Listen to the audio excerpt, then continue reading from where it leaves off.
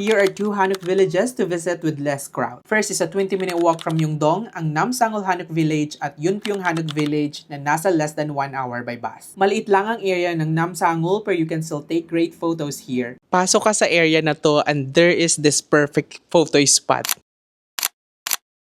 May 5 restored Hanok houses at reserved for viewing only. Around the area, may cafe at park din. Ang sarap maglakad-lakad dito. Before you enter, may hanbok rental sa tabi ng 7-Eleven din. May back entrance also going to Namsan Park. Yunpyong Hanok Village naman is still a residential area. Parang subdivision na puro Hanok houses, kaya be respectful when going here. We went here in the afternoon at dito namin naabutan ng snow, which made it even more surreal. If you want to see the village from above, pwede kang magpunta sa 1-in-1 Jan Cafe. This window is located sa third floor cafe nila. Since mas malaki to, mas madaming spots for photos and videos. There are a lot of restaurants din on one side. We took the 701 bus from Industrial Bank of Korea main branch at bumaba sa Hana High School for around 50 minutes. Paid 1,500 won using our T-money. It is easy to locate sa Naver Maps as long as may internet ka. I got my Easymon cloak. Make sure to use Kimbulan cloak para maka-discount.